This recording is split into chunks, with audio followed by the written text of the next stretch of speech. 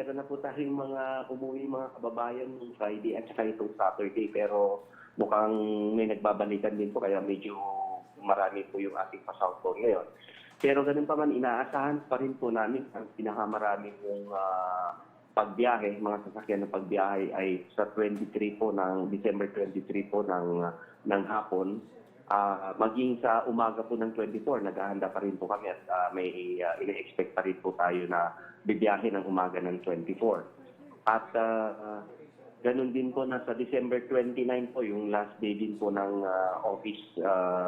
office day dito sa atin ay inaasahan natin na meron pa rin pong bubiyahing pauwi ng probinsya at maaaring meron din bumabalik po ng Metro Manila. Upang sa Metro Manila naman po yung ibang kababayan natin nagse-celebrate ng holiday season.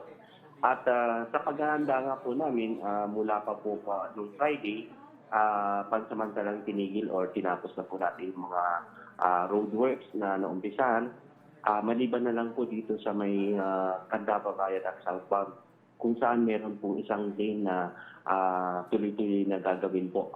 Kaya maiiwan po yung dalawang lane na open po dito sa ating southbound sa Candaba Bayan. At para po sa ating mga nagkakaproblema o yung na-involve po sa road crash natin mga sasakyan, mag-i-implement din po kami ng free towing para sa mga class 1 na vehicles hanggang sa nearest exit po.